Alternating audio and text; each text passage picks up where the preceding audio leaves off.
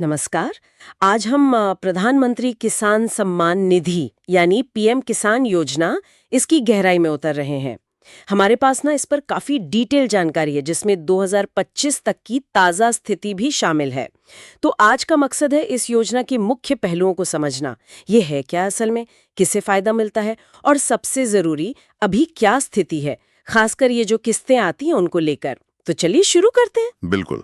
तो देखिए, ये योजना फरवरी 2019 में आई थी और इसका लक्ष्य बहुत साफ है। जो देश के छोटे और सीमांत किसान हैं, उन्हें सालाना 6,000 रुपए की सीधी आर्थिक मदद देना। 6,000 सालाना? हाँ, और ये पैसा 2,000 रुपए की 3 किस्तों में, मतलब हर 4 महीने में एक बार, सीधे उनके बैंक खाते में, डीबीटी जिसे कहते हैं, डायरेक्ट बेनिफिट ट्रांसफर। अच्छा, डीबीटी के जरिए। ताकि खेती की जो छोटी मोटी जरूरतें हैं वो पूरी हो सकें। बिल्कुल, यही सोच है इसके पीछे। तो फिर ये फायदा मिलता किसे है, मतलब कौन किसान इसके लिए पात्र हैं?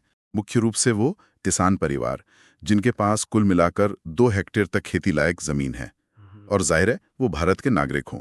2 हेक्टेयर तक, ठीक है। हाँ, पर इसमें कुछ दायरे भी तय किए गए हैं, मतलब कुछ लोग इसके पात्र नहीं हैं। अच्छा, कौन लोग बाहर है इससे? जैसे जो इनकम टैक्स देते हैं वो किसान परिवार इसके दायरे में नहीं आते। फिर सरकारी कर्मचारी या रिटायर्ड कर्मचारी जिनकी पेंशन 10,000 रुपए महीने से ज्यादा हो, डॉक्टर, इंजीनियर, वकील, सीए जैसे पेशेवर भी नहीं। ओह। और हाँ, जो लोग संवैधानिक पदों पर रहे हों या अभी हों, जैसे सांसद, विधायक, मंत्री, ये सब भी पात्र नहीं हैं। तो मतलब ये पक्का किया गया है कि मदद उन्हीं को मिले जिन्हें शायद इसकी सबसे ज्यादा जरूरत है। हाँ, कोशिश यही है। ये एक तरह का एक्सक्लूजन क्राइटेरिया है। चलिए, अब आते हैं सबसे ताज़ा जानकारी पर। स्रोत बताते हैं कि 18वीं और 19वीं किश्तें तो मिल चुके हैं किसानों को। हाँ, वो जारी हो चुकी हैं। लेकिन यहाँ एक थोड़ी चौंकाने वाली बात है।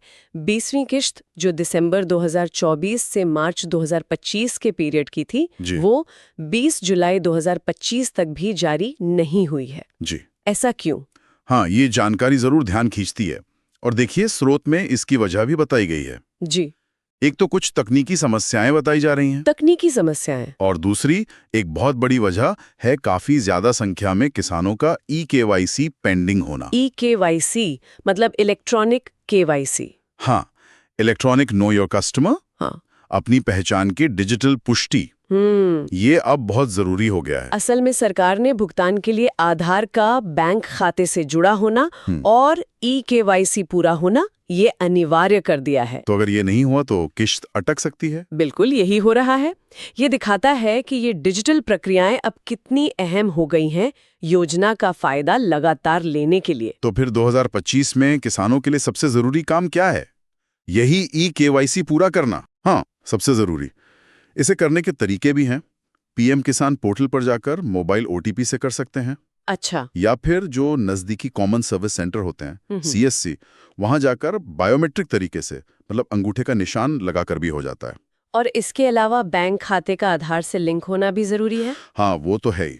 और साथ में बैंक खाता एनपीसीआई से मैप्ड होना चाहिए, मतलब आधार पेमेंट सिस्टम के लिए एक्टिवेट होना चाहिए। इसे एनएसीएच एक्टिवेशन भी कहते हैं। ये सारी चीजें किसान खुद चेक कर सकते हैं? हाँ, कुछ हद तक। पीएम किसान का मोबाइल ऐप है, युमंग ऐप है, इन पर लाभार्थी अपनी स्थिति देख सकते हैं, ई-केवाईसी का स्टेटस पता कर सकते हैं। क्या किश्त रुकने के और भी कोई कारण होते हैं कभी-कभी? हाँ, बिल्कुल।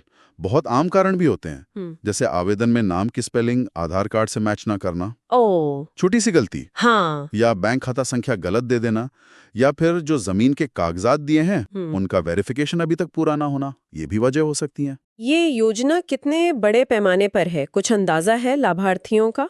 हाँ, आंकड़े काफी बड़े हैं। उत्तर प्रदेश में ही 2.5 करोड़ से ज्यादा लाभार्थी हैं। महाराष्ट्र में भी 1.25 करोड़ से ज्यादा। 2.5 करोड़, ये तो बहुत बड़ी संख्या है। बिल्कुल, इससे पता चलता है कि ये कितने किसानों तक पहुंच रही है। तो अगर कोई नया किसान जुड़ना चाहे तो प्रक्रिया क्या है, आसान है? हाँ, प्रक्रिया सीधी रखने की कोशिश की गई है।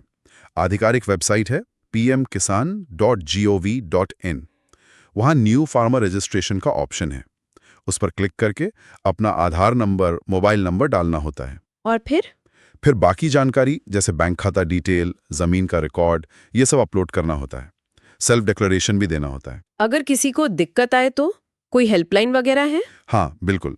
एक हेल्पलाइन नंबर दिया गया है 155261, और एक ईमेल आईडी भी है pmkisanict .gov.in इन पर संपर्क किया जा सकता है। ठीक है, तो कुल मिलाकर सार ये है कि पीएम किसान योजना करोड़ों किसानों के लिए आय का एक अहम जरिया तो बन गई है। हाँ, इसमें कोई शक नहीं। लेकिन इसका फायदा लगातार मिलता रहे, इसके लिए किसानों को अब थोड़ा टेक सेवी होना पड़ेगा। मतलब ये eKYC, बैंक लिंकिंग, ये सब अपडेट रखना ही होगा। बिल्कुल सही, ये अब एक जरूरत बन गया है। डिजिटल जानकारी दुरुस्त रखनी होगी। और यहीं पर एक अहम सवाल भी उठता है जिस पर शायद हमें सोचना चाहिए। क्या? कि ये योजना अब इतनी ज्यादा डिजिटल प्रक्रियाओं पर निर्भर हो गई है, eKYC, DBT, पोर्टल, ऐप, तो हम ये कैसे सुनिश्चित करें कि वो किसान जो दूर दराज के इलाकों में हैं, जिनके पास शायद अच्छी इंटरनेट कनेक्टिविटी न हो या स्मार्टफोन न हो या फिर डिजिटल साक्षरता कम हो, वो कहीं इस प्रक्रिया में पीछे न छूट जाएं। उन तक लाभ बिना रुकावट कैसे पहुंचता रहे? ये जो डिजिटल डिवाइड है, ये एक चुनौती तो है। हाँ, ये बहुत जरूरी सवाल है।